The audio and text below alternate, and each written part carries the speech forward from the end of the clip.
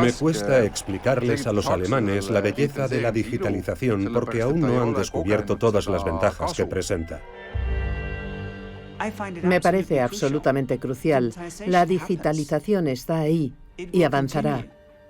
Ahora es el momento en que las democracias podemos determinar su dirección. Las empresas son opacas, no se sabe quién es el responsable. No somos esclavos, somos trabajadores. Ahora mismo, lo que Europa necesita es dejar de estar en medio, entre Estados Unidos por un lado y China por otro, convirtiéndose en una auténtica colonia digital.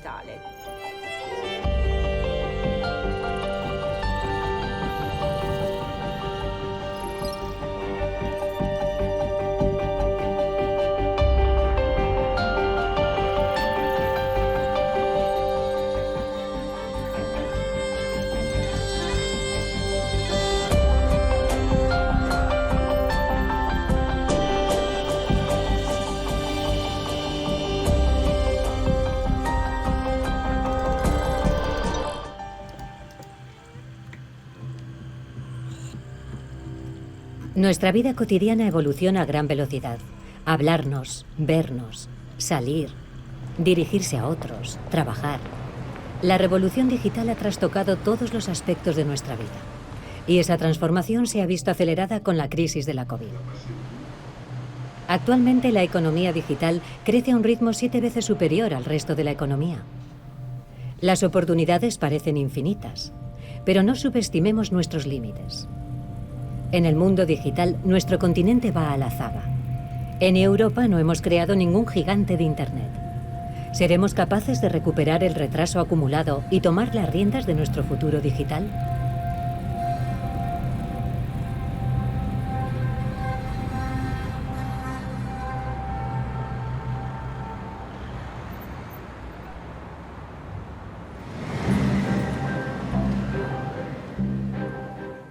Tras una separación, me dije que era el momento de probar. Y de pronto te planteas miles de preguntas. ¿Qué muestro? ¿Cómo me presento? ¿Qué mensaje quiero transmitir? Fue muy difícil crear este perfil. Era nueva en la ciudad. Quería conocer gente, pero era demasiado tímida para ir a un bar y hablarle a la gente o decir, hola, ¿qué tal? Mis amigos querían ayudarme a recuperarme después de una relación difícil. Para cualquier cosa, clicamos.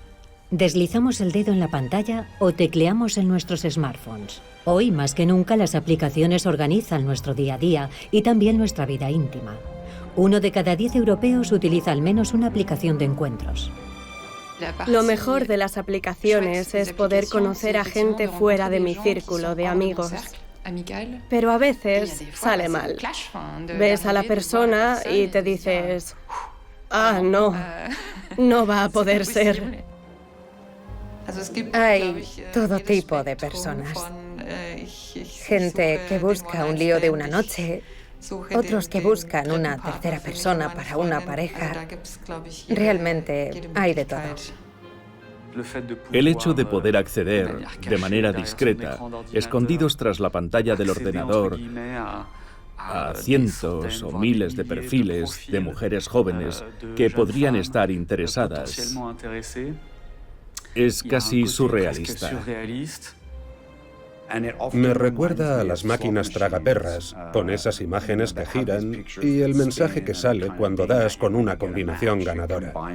Se corresponde a nuestro deseo de tener sexo y relaciones íntimas, mientras seguimos atentos a todo lo que hay alrededor. Puede resultar muy adictivo. Creo que esto ha afectado profundamente a la cultura de la comunidad gay. Recuerdo cuando Grindr introdujo su tecnología de geolocalización. Encendías el teléfono y te mostraba, en un radio de 100 metros, dónde estaban exactamente todos los hombres gays a los que podías conocer. Era un concepto novedoso y apasionante.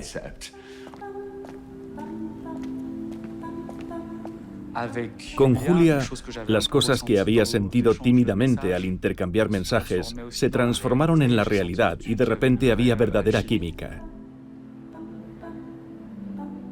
Me gustaba la manera en que escribías y contestabas. Resultaba ameno y fácil. Sí, pero me llevaba horas de trabajo. Probablemente no nos habríamos conocido de no ser por la aplicación. ¿Cómo decidisteis dejar la aplicación después de conoceros?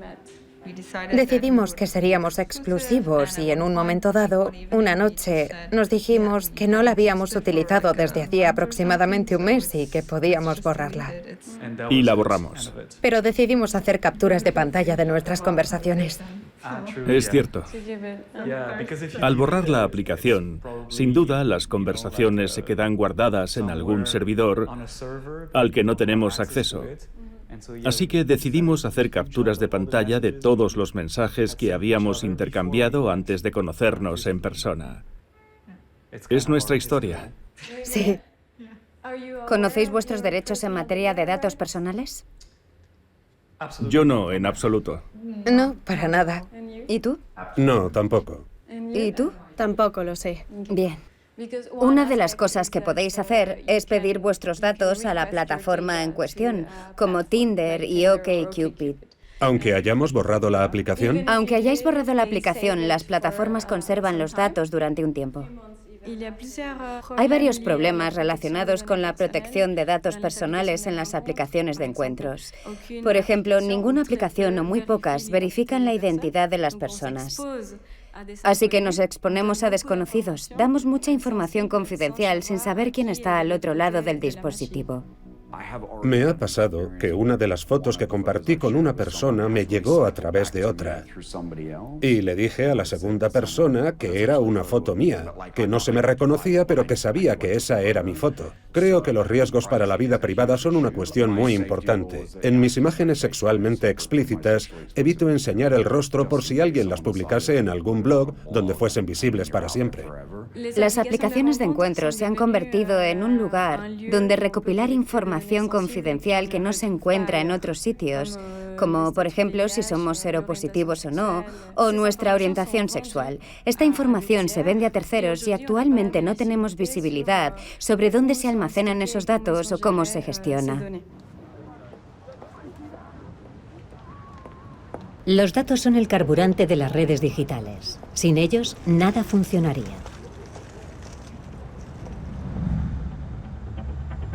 Pero, ¿qué ocurre después con esos datos?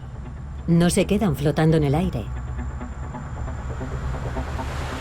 Circulan a través de cables submarinos. Aproximadamente 450 de esos cables atraviesan los océanos. Estas autopistas digitales conectan Europa y Estados Unidos principalmente, y también el resto del mundo. Así es como circulan nuestros me gusta, nuestras publicaciones y nuestras compras. Todos esos datos y metadatos se distribuyen a través de puntos de intercambio de tráfico y después se almacenan en miles de centros de datos como este. Algo que nos parece sencillo y casi invisible, en realidad reposa en infraestructuras gigantes. Al hablar de Internet, pensamos que es una gran red, pero en realidad hay 55.000 redes diferentes. Por eso hemos integrado los intercambiadores de tráfico en el concepto global de Internet, para poder conectar todas esas intersecciones.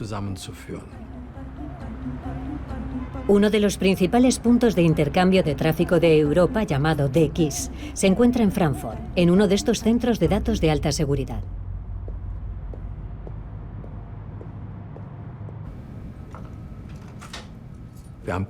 No tenemos ordenadores, pero tenemos conmutadores.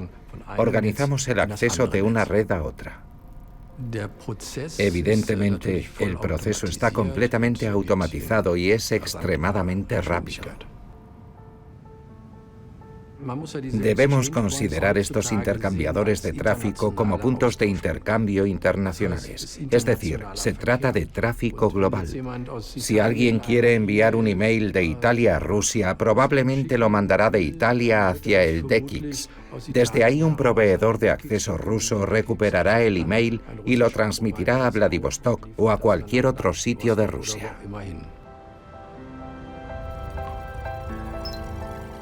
Es una red impresionante, en desarrollo constante, la base de todas nuestras actividades en el mundo digital. Pero Europa tiene un problema. La mayoría de los datos son registrados y gestionados por grupos tecnológicos estadounidenses y chinos. Para utilizar sus servicios hay que aceptar que recopilen nuestros datos, y al ceder esos datos perdemos el control sobre los mismos. Los grandes grupos pueden hacer prácticamente lo que quieran con ellos. Basándose en lo que hacemos, consumimos y pensamos, pueden crear perfiles virtuales para cada uno de nosotros. Y después de categorizarnos, pueden anticipar nuestras decisiones e influir en ellas, incluidas nuestras opiniones políticas. Esto se llama segmentación por comportamiento y es muy corriente. Los grupos tecnológicos hacen todo lo posible para que nos sintamos seguros al navegar en Internet. Pero en realidad es como el lejano oeste, la ley del más fuerte, con efectos desestabilizadores, a veces masivos.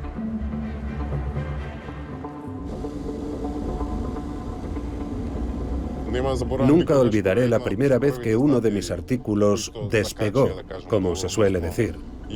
O sea, que se compartió muchas veces y recibió muchos me gusta. El título era algo así como "Increíble, planta que lo cura todo, confirmado por los médicos". O algo parecido. En tan solo 24 horas, gané unos 4.500 euros y pensé que podía dedicarme a hacer eso toda la vida. Noticias falsas, bulos y otras cibermanipulaciones. Estas lacras han invadido Internet. En los Balcanes, Macedonia del Norte, se ha convertido en una puerta giratoria de los adeptos del clickbait, un tipo de venta virtual. Sin perspectivas profesionales, muchos jóvenes diseñadores de webs con una sólida formación se dedican a crear contenidos falsos en Internet. Cobran por número de clics. Media hora de trabajo al día me permite ganar 10 veces un salario medio. Ocurrió una historia interesante. Al principio fue solo una broma. Un artículo según el cual la hija de Obama había sido atropellada. El artículo se hizo viral. En ese momento, nos dimos cuenta de que podíamos hacer mucho más que publicar información sin control ni verificación sobre salud y belleza. Así que empezamos a vender espacio para mensajes, pero no verificábamos su contenido. Con tal de que nos pagaran, compartíamos cualquier mensaje en las redes. Estos jóvenes macedonios empezaron a ganar dinero sobre todo en el mercado estadounidense, compartiendo noticias falsas en páginas de Facebook y Google. Incluso lograron influir en la elección presidencial de 2016 de Estados Unidos. En muchos de estos mensajes, la retórica era prorrepublicana. Gracias al impacto de las redes, podíamos compartirlos con mucha gente. Así que, indirectamente, influimos en los resultados de las elecciones de 2016, cuando Trump fue elegido presidente de Estados Unidos. Google y Facebook estaban sometidos a una gran presión, sobre todo por parte de la administración estadounidense. Estaban al corriente de la propaganda en las redes sociales y, sin embargo, no nos detuvieron. ¿Por qué no lo hicieron? No lo entiendo, bastaba con apagar el interruptor. Tras la elección de Trump, creo que aún tardaron 7 meses en cerrar nuestras páginas y cuentas publicitarias.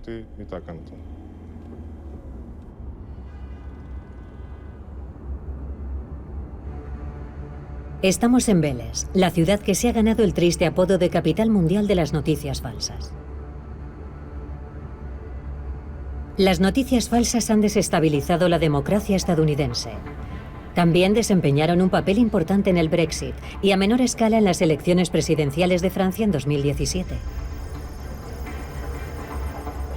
Hasta ahora a los estados les ha costado encontrar soluciones, sobre todo porque las empresas como Facebook actúan como estados independientes con sus propias leyes. Hay numerosas redes sociales, pero la supremacía mundial de Facebook, actualmente Meta, es aplastante. En cuanto al comercio electrónico, Amazon aplasta sin piedad a su competencia. Esta hegemonía está presente en casi todos los sectores del mundo digital. La infraestructura digital del siglo XXI la han construido un puñado de sociedades estadounidenses. ¿Será Europa dependiente de estos gigantes para siempre? La Comisión ha decidido imponer a Google una multa de 2.400 millones de euros. La Unión Europea ha puesto a Google una multa récord de 5.000 millones de dólares. En 2015, la Unión Europea declaró la guerra a los monopolios de algunos gigantes del mundo digital. Es la primera institución pública del mundo en tomar semejante decisión. Para establecer una competencia leal, Apple tendrá que abonar hasta 13.000 millones de euros en impuestos no pagados. Objetivo de la Unión Europea: vigilar a los actores hegemónicos del mercado, obligarlos a luchar contra las noticias falsas y devolver a los ciudadanos el control de sus datos. Lo que ocurre en este momento es que la democracia retoma el control de elementos fundamentales. Durante mucho tiempo, las decisiones más importantes se han tomado a puerta cerrada en los consejos de administración en vez de en el seno de nuestra democracia. El objetivo no es negar el aspecto comercial de las tecnologías, sino recordar que es 100% legítimo que sean nuestros representantes electos quienes decidan la orientación de nuestras sociedades. Los gigantes de Internet no han dicho su última palabra. En Bruselas tienen grupos de presión enormes y muy poderosos. Cada año invierten 100 millones de euros para influir en las decisiones políticas y que éstas les beneficien. La Unión Europea lleva trabajando desde hace tiempo en paquetes legislativos que permitan luchar de manera más eficaz contra el contenido ilegal. Las empresas tendrán que ser más transparentes en lo que respecta a sus algoritmos internos. Pero eso no es todo. Estamos preparando una legislación sobre los mercados digitales que obligará a quienes tienen mayor poder en este mercado a restringirlo en cierta medida. De momento hay un caso contra Amazon sobre esta cuestión. Cuando eres un pequeño comerciante en Amazon Marketplace, es muy difícil obtener tus propios datos y saber lo que les gusta a tus clientes. Pero Amazon Retail, la rama de venta al por menor, obtiene esos datos, sabe lo que vendes y puede competir mejor contigo. Este tipo de cosas, en apariencia sencillas, como poder obtener sus propios datos, debería ser una consecuencia positiva de lo que tratamos de construir. ¿Bastará con las directivas y las multas? Veamos quiénes controlan a nivel mundial las empresas de tecnologías de la información y las infraestructuras europeas. Malas noticias. Actualmente el 75% del capital de las plataformas digitales está en manos de empresas estadounidenses. El 20% en manos de empresas chinas y apenas el 4% en manos europeas. Es un grave problema para nuestro continente. ¿Cómo es que Europa no ha producido nada comparable a Google o Microsoft? Creo que Europa no ha fomentado este tipo de empresas gigantes como consecuencia de los errores cometidos hace aproximadamente una década. Si uno quiere que una empresa crezca, hace falta un gran mercado y también hace falta mucho capital de riesgo. Pero ninguno de estos dos elementos estaba presente hace 10 años en Europa, mientras que en Estados Unidos había un mercado único, digital y muy unificado, con dos idiomas, el inglés y el español, y un mercado de capitales con inversores expertos en tecnología.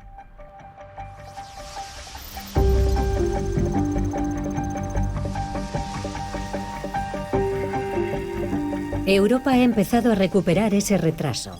Cada vez hay más inversiones en el sector de las startups, sobre todo bajo el impulso del Banco Europeo de Inversiones. Estocolmo, la capital sueca, podría servir de modelo. Aquí el panorama de las startups y los inversores es particularmente dinámico. Este éxito está vinculado al de la plataforma musical Spotify, que nació aquí.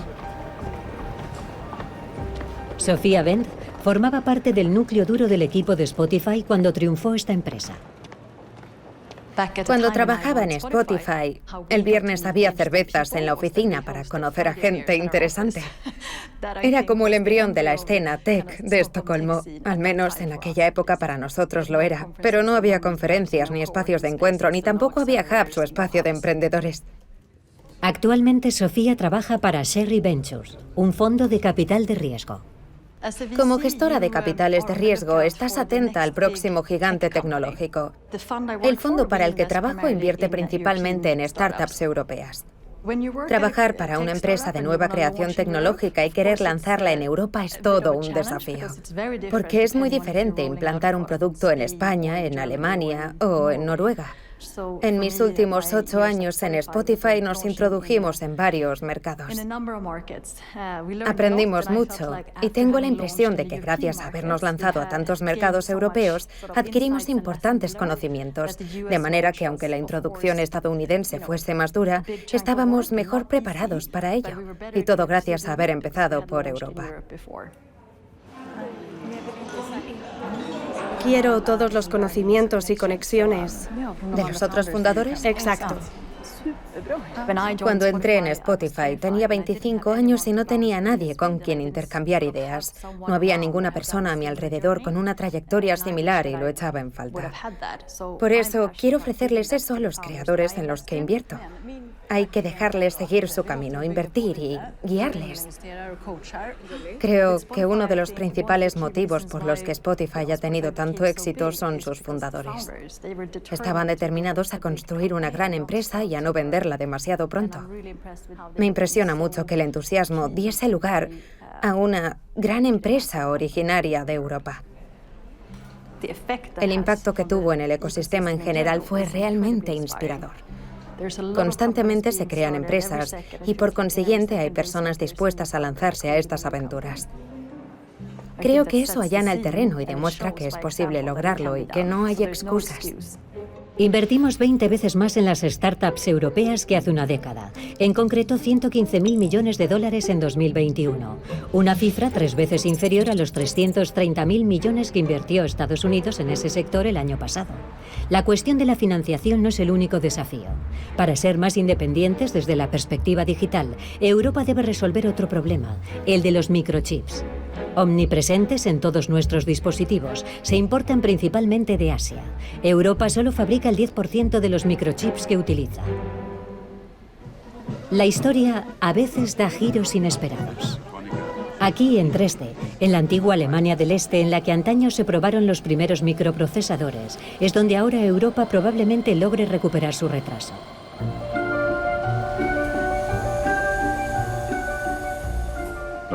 En 1961 aquí se fundó un instituto de microelectrónica, después una universidad técnica especializada en este ámbito, y eso dio lugar al surgimiento de numerosas industrias.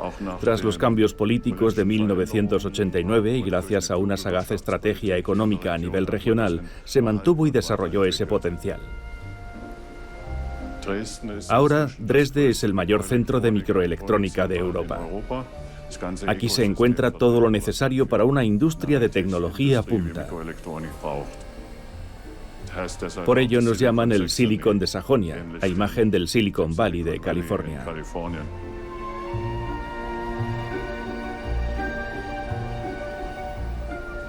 En Dresde hay unos 70.000 trabajadores especializados en todos los sectores de la microelectrónica, de manera que tenemos acceso a un gran potencial.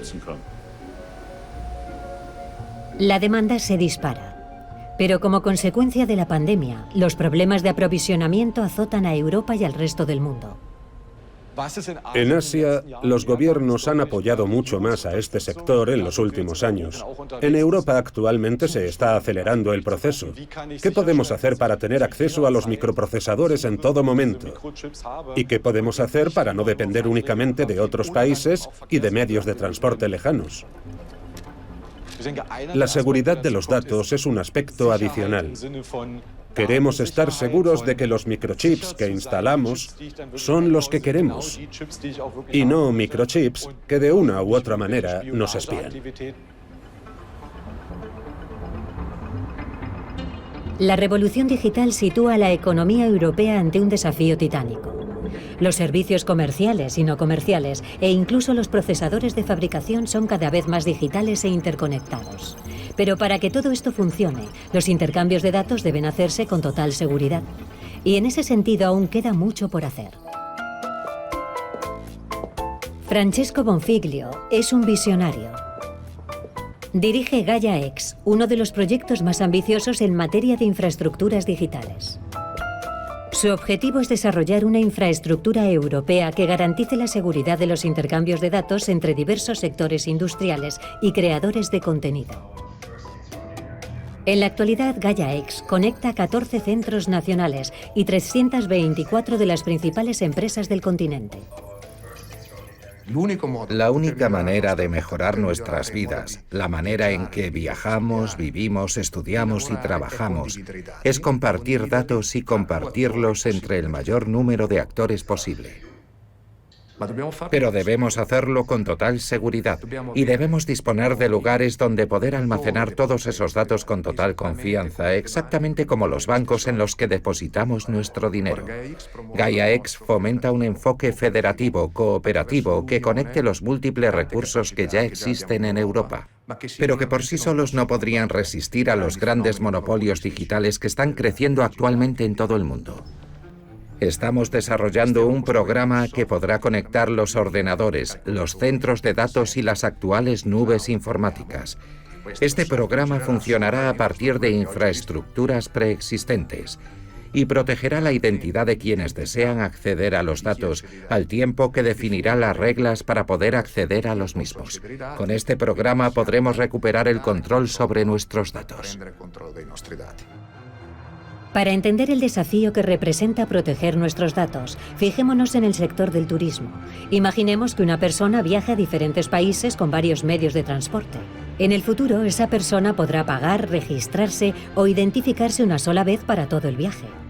Las agencias de viajes, compañías aéreas y autoridades de control en las fronteras usarán una única plataforma. Pero para que esto sea posible, la persona tendrá que permitir el acceso a sus datos desde el principio del viaje. Datos que se protegerán con la tecnología blockchain que utiliza Gaia-X y que garantiza la trazabilidad de cada acceso y cada modificación.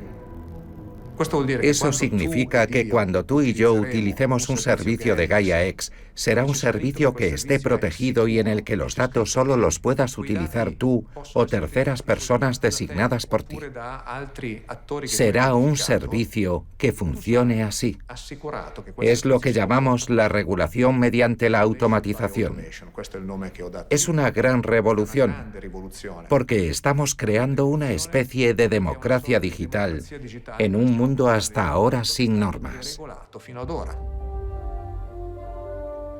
Así, por una vez, Europa tendrá la posibilidad de ser la primera en el ámbito de la transformación digital. Esto dará a las empresas europeas la oportunidad de dar forma a una nueva economía y de recuperar parte del mercado que se desarrolla fuera de las fronteras europeas.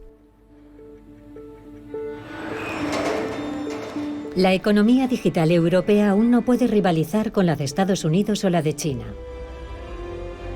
Según la Unión Europea, para ser competitivos tendríamos que invertir 1.250.000 millones de euros en la transformación digital en los próximos 10 años. Hasta ahora, el Fondo de Recuperación de la Unión Europea no ha previsto más que una décima parte de esta suma. Sin embargo, algunas regiones europeas se adelantan. En materia de digitalización, no hay ningún país más avanzado que Estonia. ¿Por qué la transformación ha funcionado tan bien aquí, en el extremo nordeste de la Unión Europea? ¿Por qué es diferente este país báltico de 1,3 millones de habitantes? El objetivo de esta iniciativa es que las niñas le pierdan el miedo a la tecnología, la física, la química y las matemáticas.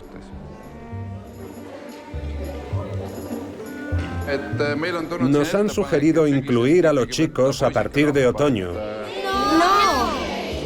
Levantad la mano si queréis que los chicos se sumen a nosotras. Levantad la mano si no queréis que se unan a nosotras.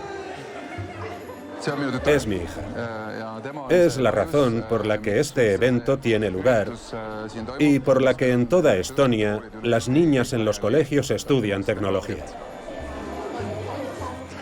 También es una de las monitoras, porque aquí las niñas más mayores enseñan a las más pequeñas.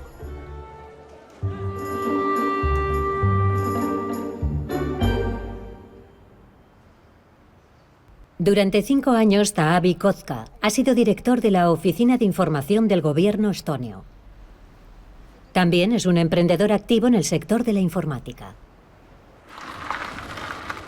Esta combinación entre privado y público es típica en Estonia.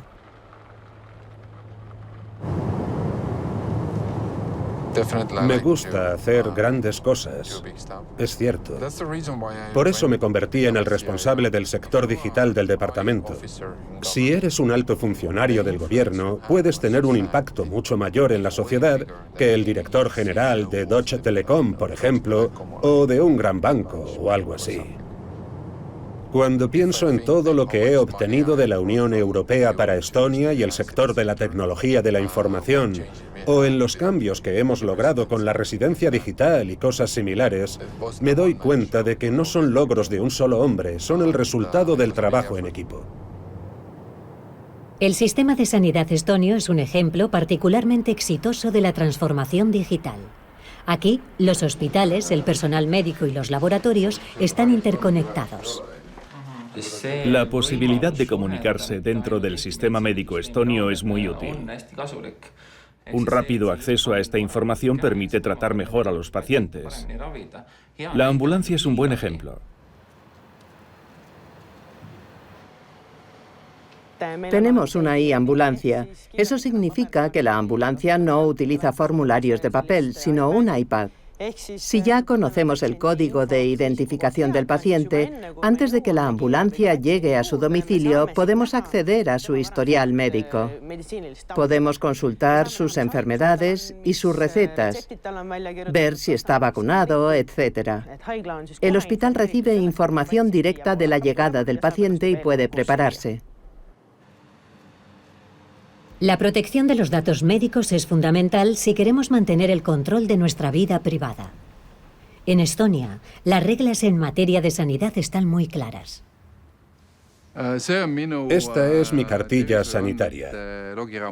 Aquí puedo ver los nombres de todos los médicos y enfermeras que han consultado mi información. Si veo un nombre que no reconozco, puedo presentar una queja y preguntar por qué han consultado mis datos. Si no hay una explicación válida, la persona irá a la cárcel. Es así de sencillo. Así se logra la transparencia y los pacientes pueden confiar sus datos a enfermeras y médicos. Esto significa que el miedo a la digitalización, el miedo a perder el control de nuestros datos, deja de estar justificado. ¿Por qué Estonia está tan avanzada en términos de digitalización? Las razones son tanto históricas como geográficas. En Londres me ocupaba de plataformas comprometidas con la lucha por la democracia. Estonia sufrió cuando se liberó de la Unión Soviética y tuvimos que construir una nueva economía. Queríamos diferenciarnos de la URSS. Lo que nos limita en Estonia es que tenemos mucho territorio, somos más grandes que Suiza o Dinamarca, pero no tenemos una población mayor en cifras.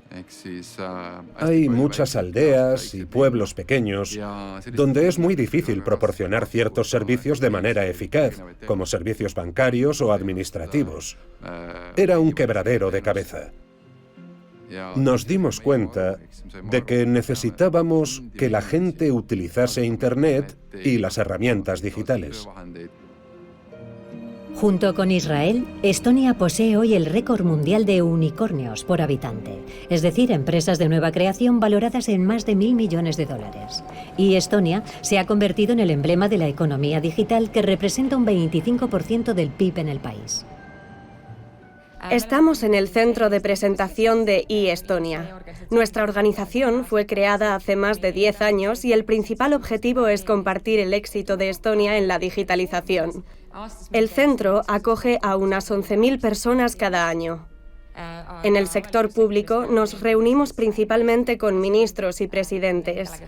Ayudamos a los países a alcanzar el mismo nivel que Estonia en materia de digitalización. El principal objetivo de Estonia es ser proactiva. Eso significa que queremos proporcionar servicios a la gente antes de que los necesiten. Un buen ejemplo de este tipo de servicio es el de los subsidios familiares. Cuando nace un bebé en el hospital, todo es automático. Los padres no necesitan ir a buscar la partida de nacimiento a una oficina. Tras registrar el nacimiento, reciben automáticamente una notificación en la que se les pide una cuenta bancaria para recibir las ayudas. Todos los servicios están en línea, ya sean de cuidados médicos, educación, finanzas o cualquier otro sector. Estonia nunca volverá al papel. Es imposible. Los sistemas ya no funcionan de esa manera. Por eso, creamos la figura de los embajadores de datos ubicados fuera del país. Si se produjese un ciberataque masivo o algo similar, podríamos relanzar la actividad desde fuera de nuestras fronteras. Taavi Kotka sabe de lo que habla. En 2007, Estonia fue el primer país en sufrir oficialmente un ciberataque de Rusia. Desde entonces, el Estado báltico está a la vanguardia de la ciberdefensa de la OTAN.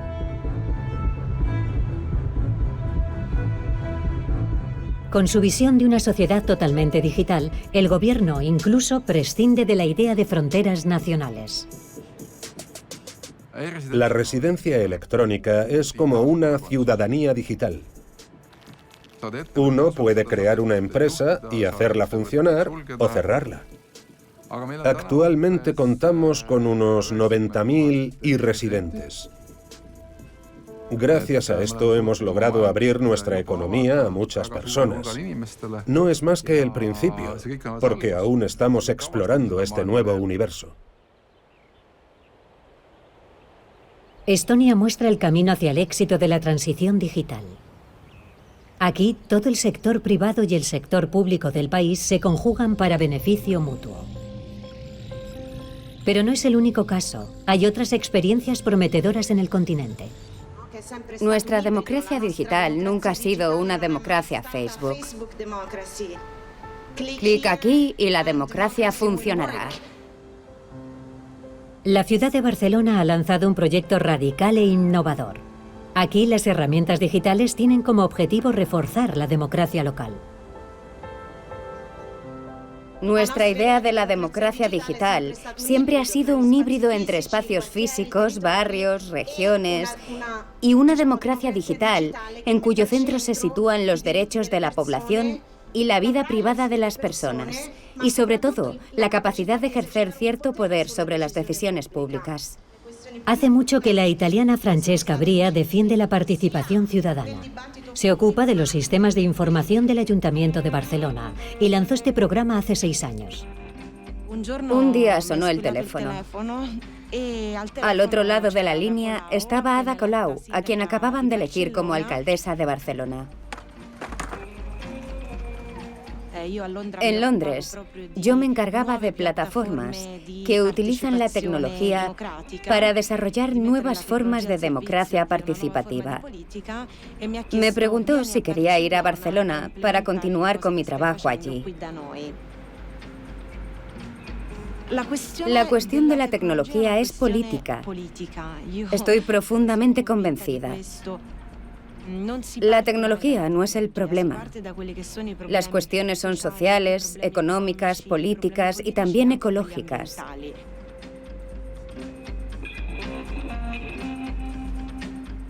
El mayor experimento que realizamos tenía que ver con la participación democrática.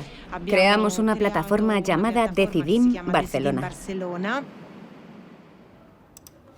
Decidim es una plataforma digital que facilita la participación ciudadana. Está diseñada para que los ciudadanos puedan participar digitalmente y recibir información sobre los eventos presenciales. En los últimos 4 años hemos creado todo tipo de procesos participativos, planes de movilidad, planes urbanísticos, concepción de los espacios públicos. Esta primera experiencia nos permitió establecer prioridades en Barcelona a partir de las necesidades reales de los habitantes. La vivienda como derecho fundamental para todos, el desarrollo de un nuevo modelo de urbanismo llamado Superillas. Superilla ha nacido gracias a los ciudadanos y ciudadanas que participan en Decidim. Ellos son los que han elaborado el nuevo plan de movilidad de la ciudad. Seleccionaron 120 cruces desde los que calles y glorietas se cerraron a la circulación, se plantaron árboles y se devolvieron estas zonas a los vecinos. Unas 40.000 personas han participado en la planificación estratégica de la ciudad en los últimos 4 años. Aproximadamente el 70% de las propuestas ciudadanas han sido aprobadas y seguirán evolucionando. También se les hará un seguimiento. Decidim ha tenido un gran impacto en las políticas de la ciudad. Desde que creamos Decidim aquí en Barcelona, enseguida empezaron a utilizar sistemas similares en Helsinki, Islandia, Madrid, Turín, Milán, Roma. Ahora hay más de 80 ciudades que utilizan el Decidim de Barcelona en muchos países de todo el mundo. Prácticamente se ha convertido en una plataforma europea de democracia participativa. Este proyecto se está probando en Barcelona y creo que funciona bien, pero no es suficiente. Hay que transformarlo en un modelo para una Europa que no renuncia a una alternativa a las grandes tecnológicas de Silicon Valley y a su autoritarismo digital que invade nuestras vidas y que no deja lugar a la democracia, el compromiso y las libertades fundamentales. Gracias, Francesca.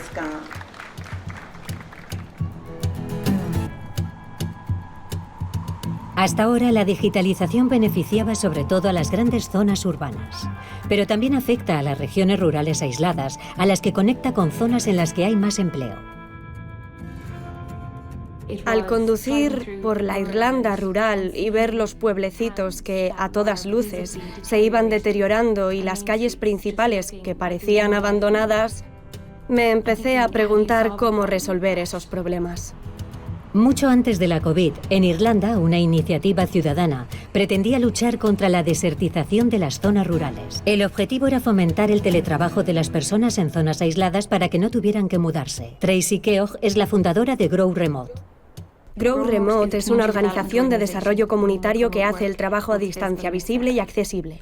Decir aquí no hay trabajo es una actitud derrotista. En vez de eso, lo que debemos decir es hay trabajo en todas partes, pero yo estoy aquí. En la práctica, Grow Remote pone en contacto a personas que buscan empleo y a personas que lo ofrecen, y les enseña a teletrabajar mejor.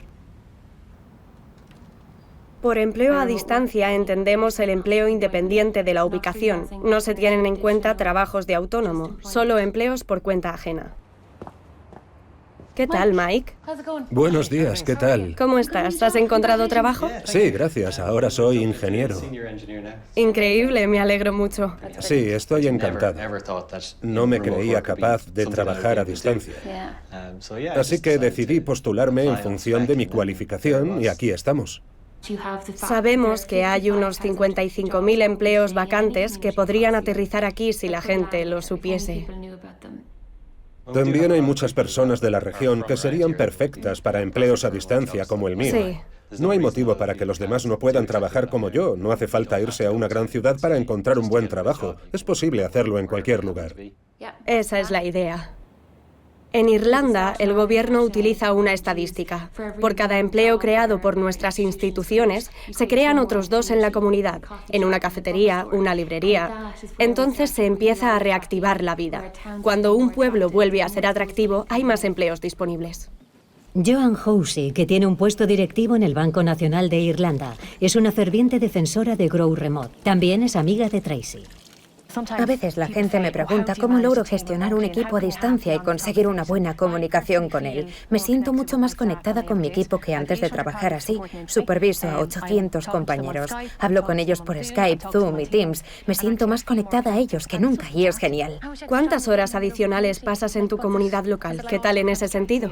Paso muchas noches en el campo de fútbol. Participo en mi mercado de fruta y verdura local y en grupos de la comunidad. Mi vida ha dado un giro radical. Hace 2 años probablemente habría estado sentada en una habitación de hotel en Dublín trabajando hasta tarde. Ahora tengo una vida en mi comunidad y es maravilloso. Grow Remote quiere ayudar a las personas a trabajar desde su casa, con verdaderos contratos de trabajo. Un sueño para los 28 millones de europeos que actualmente trabajan para plataformas de Internet. En 2025 se espera que sean 15 millones más. Empleos a menudo precarios, empezando por los repartidores a domicilio, autónomos, contratados por tareas. Por lo general, estos repartidores apenas tienen derechos ni seguridad en su trabajo. No tenemos seguro, no tenemos cobertura de ningún tipo y no hay contrato, así que tampoco podemos alquilar un piso. A pesar de la falta de protección social, estos trabajadores sin derechos reparten a diario miles de pedidos de comida. Las empresas son opacas, no se sabe quién es el responsable, no se sabe quién las gestiona. Cuando hay problemas no sabes a quién dirigirte. Osa Eromosele logró salir de Nigeria y desde hace 6 años vive en Italia, en Milán. Sigue esperando un permiso de residencia permanente. Es uno de los 60.000 repartidores en bicicleta que hay en el país. Uno de mis amigos, Angelo, me dio un folleto sobre un movimiento llamado Derechos para los Repartidores. Me interesé mucho porque nadie hablaba de ello. No teníamos a nadie que nos representase a nivel nacional. Hicimos nuestra primera manifestación.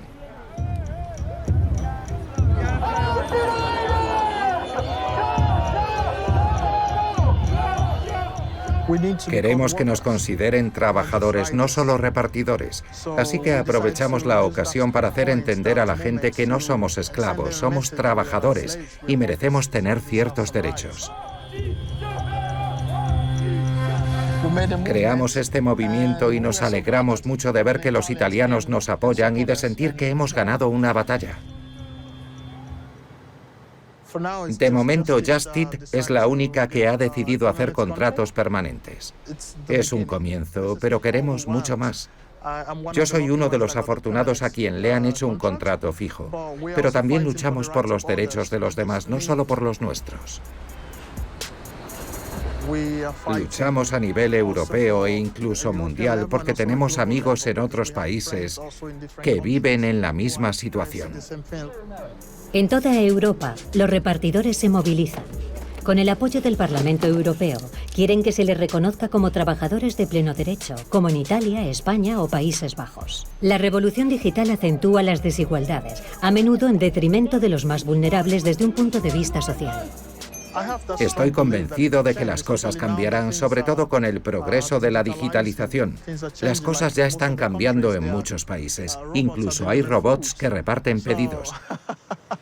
Entonces, creo que sí, que habrá un cambio. Sí. Y será muy pronto. Dentro de poco seremos prescindibles. Sí.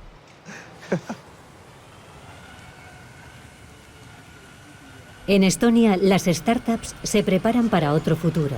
Un futuro en el que el repartidor humano será opcional. No tiene nada de futurista. Los robots no son juguetes. Hemos transportado o repartido más de 1,8 millones de paquetes. Europa es muy importante para el futuro de nuestra empresa.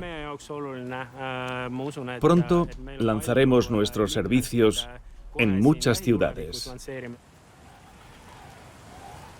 En el futuro, podremos imaginar una división así de la población. Los que recibirán órdenes de los robots y los que darán órdenes a los robots. Entiendo que la ambición de los estonios sea estar en el grupo de los que dan órdenes a los robots y no en el otro. Un reciente estudio de McKinsey ha analizado el futuro del trabajo en la Unión Europea. El resultado es que la automatización podría hacer desaparecer 21 millones de empleos de aquí a 2030. Al mismo tiempo, crearía 23 millones de nuevos empleos. Así que hay perspectivas de futuro, pero no son necesariamente las mismas para todos. Me cuesta explicarles a los alemanes la belleza de la digitalización, porque aún no han descubierto hasta qué punto nos hace la vida más fácil. Cuánto tiempo ahorramos al no tener que hacer 1000 cosas que ahora se han automatizado. Podemos decir que Alemania y Suiza aún no han empezado a digitalizarse realmente.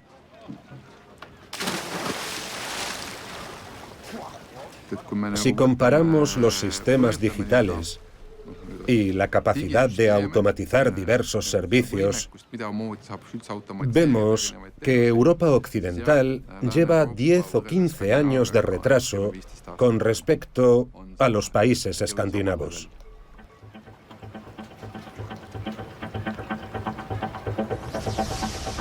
En la gran competición digital, puede que Europa no iguale a Estados Unidos y China.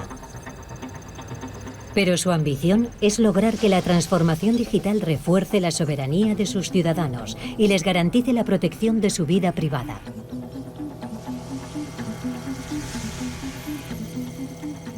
Debería ser una misión prioritaria para los primeros ministros porque es fundamental que como personas sepamos a qué nos enfrentamos.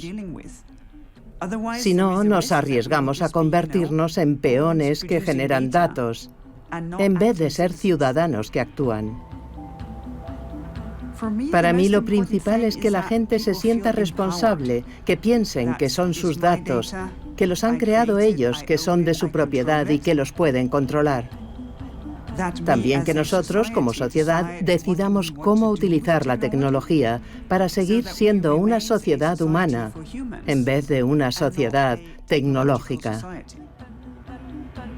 El potencial está ahí. Ahora le toca a Europa aprovechar la próxima ola de transformación y reforzar su competitividad e independencia. El futuro digital está en nuestras manos.